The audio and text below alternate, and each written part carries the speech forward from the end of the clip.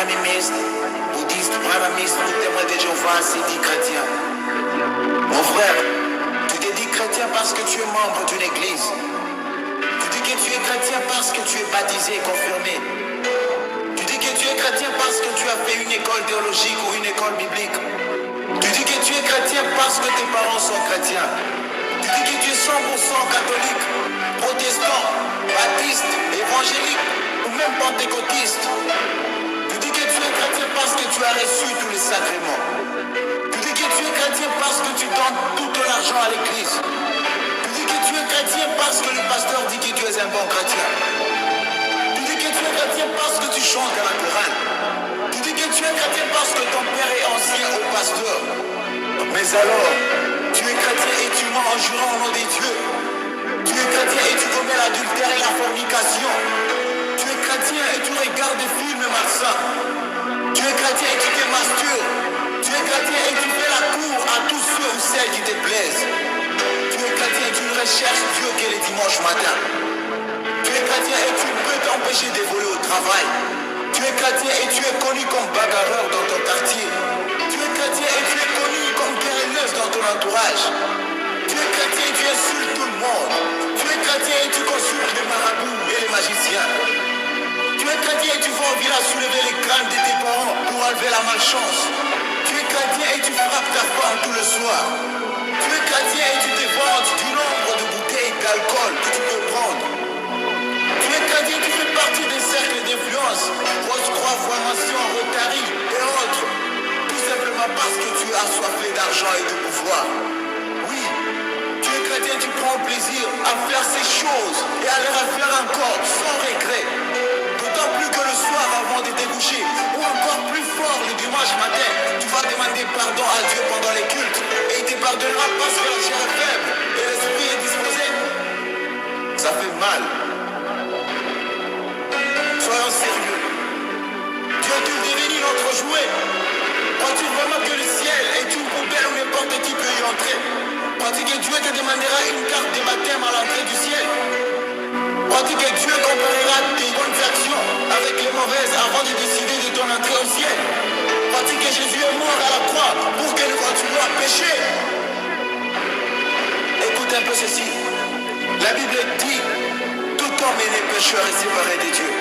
Romains 3, 28. La Bible affirme que Dieu est saint et a en horreur le péché et que le salaire du péché c'est la mort. Romains 6, 23. Elle déclare encore que nous sommes sauvés de l'enfer par pure grâce, au moyen de la foi, et non par nos œuvres, afin que nul ne prenne la gloire de Dieu. Ephésiens 2, 8. Cela peut dire que, quelle que soit ta bonne conduite, ta morale, ta philosophie, ta vie, pour Dieu tu es mort. La Bible dit encore que quiconque demeure en Dieu ne pêche plus. Quiconque pêche ne l'a pas vu et ne l'a pas connu. 1 Jean 3, 6. Au verset 10 du même chapitre 3 de l'épître de 1 Jean, il est écrit que quiconque est né de Dieu ne pratique pas le péché, parce que la sémence de Dieu demeure en lui. Il ne peut pécher parce qu'il est né de Dieu.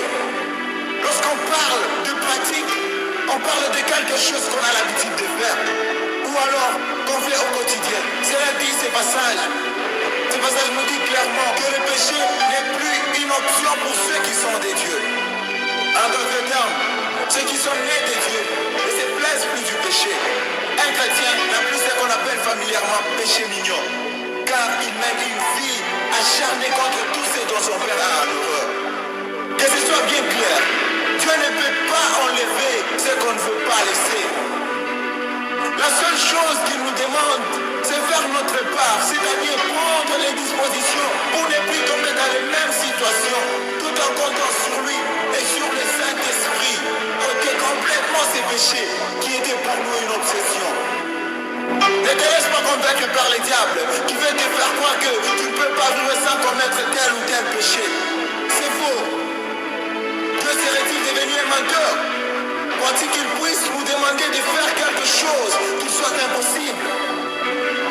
Lui qui est Dieu et qui nous aime. Beaucoup de gens ont vécu dans ces mensonges, mais lorsqu'ils ont pris la décision de changer de camp et d'abandonner Ils ont fini par comprendre que ce n'était pas une mission impossible, car Dieu avait fait sa part. Tant que tu trouveras des justifications pour tes péchés, tu seras toujours la même personne, tu ne changeras jamais. Y a-t-il un espoir? Oui, gloire soit à Dieu Père, qui a donné son Fils unique, afin que quiconque croit en lui ne périsse point, mais qu'il ait la vie éternelle. Jean 3,16. Jésus-Christ est la lumière, mais à tous ceux qui l'ont reçu et à ceux qui croient en son nom, elle a donné le pouvoir de devenir enfants de Dieu. Jean 1,12. Encore un autre mot, devenir. On peut donc comprendre qu'on n'est pas enfant de Dieu, mais qu'on le devient lorsque premièrement on reçoit Jésus-Christ et ensuite on croit en lui et en son sacrifice. Cela dit avant ça, tu n'es qu'une simple créature de Dieu. À la différence que tu es fait à son image. Un chrétien est par définition celui qui vit comme Jésus-Christ, celui qui a Jésus-Christ pour modèle. Jésus lui-même a dit à ses disciples qu'un bon arbre ne peut produire de mauvais fruits et un mauvais arbre de bons fruits. C'est par leurs fruits que vous les reconnaîtrez.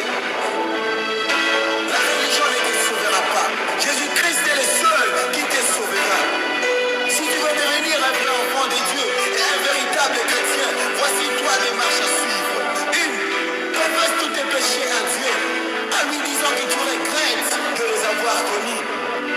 Deux, demande à Jésus-Christ de venir habiter dans ton cœur et dis-lui que tu acceptes de faire de lui ton sauveur, ton Seigneur, selon qu'il dit lui-même dans Apocalypse 3,20. Voici, je me tiens à la porte et je frappe. Si quelqu'un entend ma voix et ouvre la porte, j'entrerai chez lui, je souperai avec lui et lui avec moi. 3. Réponds-toi de tes mauvaises voies en changeant de conduite. Tout ceci se fera dans une prière que tu feras avec foi et sincérité, car sache qu'il te sera fait selon ta foi.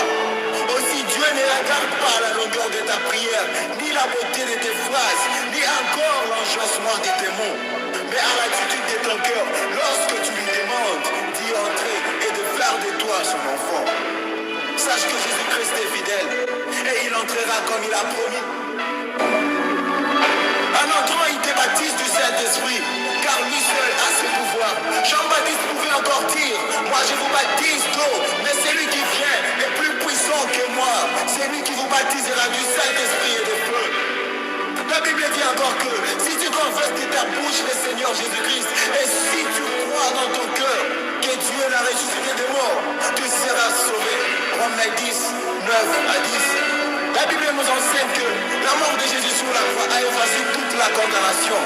Il s'est fait malédiction pour que Dieu hérite le royaume des cieux. Si quelqu'un en Christ est une nouvelle créature, les choses anciennes sont passées. Voici toutes choses sont devenues nouvelles. 2 Corinthiens 5, 17. Si tu es vraiment sincère dans ta repentance, Dieu honorera ta prière. Souviens-toi que tu es une personne différente et que les autres doivent voir la vie de Jésus en toi et glorifier Dieu. Nous devons ajuster notre conduite à notre nouvelle position en Christ, assis à la droite de Dieu.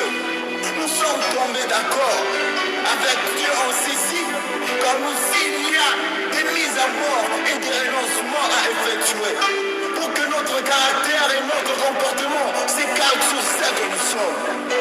Cependant, il peut arriver que dans notre marche avec Dieu, que nous commettions des péchés involontairement. Lévitique 4, 2. Ce n'est pas le moment de se décourager ou de culpabiliser, parce que la raison pour laquelle Jésus-Christ est mort et nous aider à prendre un élan nouveau, un souffle nouveau dans notre communion avec lui. Maintenant, agis en conséquence.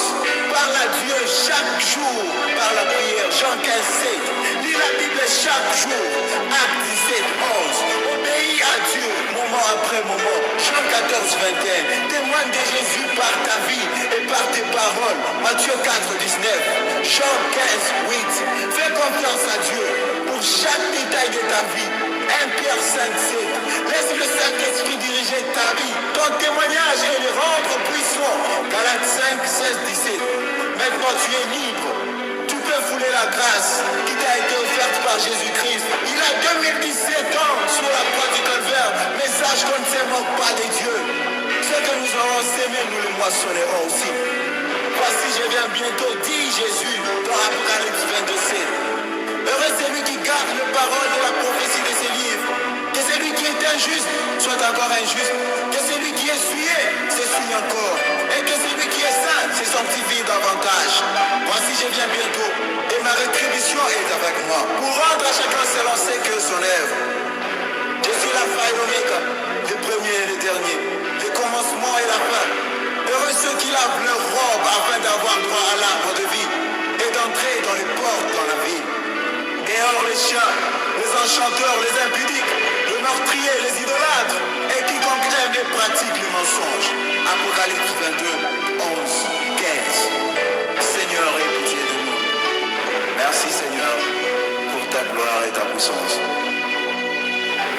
Merci pour tout le temps que tu nous accordes. Merci pour la vie que tu nous accordes, Seigneur. Sois béni, mon Jésus.